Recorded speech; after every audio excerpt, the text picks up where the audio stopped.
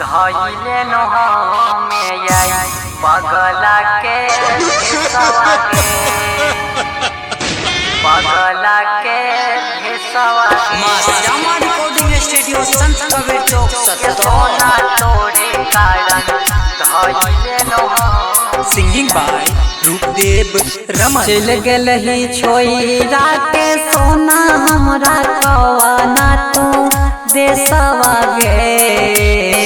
चल गल ही छोइरा के सोना हमरा कवाना तू देसवा गे। के सोना तोरे कारण धइले नोह में आई पगला के भेसवा गे। जानो तोरे कारण धइले नोह में आई पगला के भेसवा गे। सोना तोरे कारण धइले नोह में आई पगला के भेसवा गे।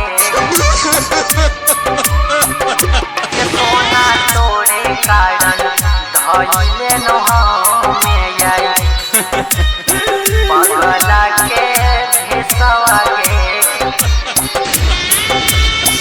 मुड़ लेलही मुहावा तू दिलियो कोने तोड़ा हमका ले सवा गे।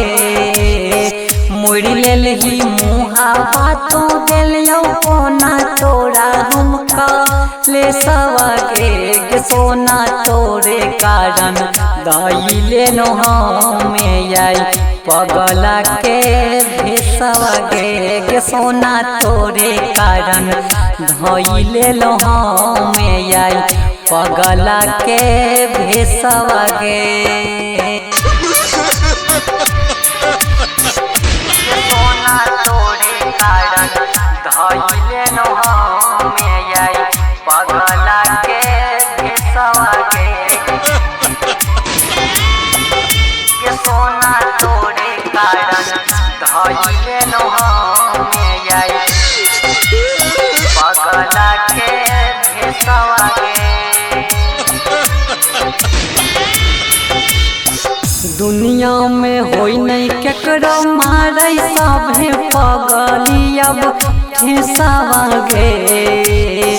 दुनिया में होई नहीं केकरो मारे सभे पगली अब भेसवा गे। सोना तोरे कारण रूप दे बधाई लेलको पगला के भेसवा गे। सोना तोरे कारण सरवन धाई लेलको पगला के भेसवा गे।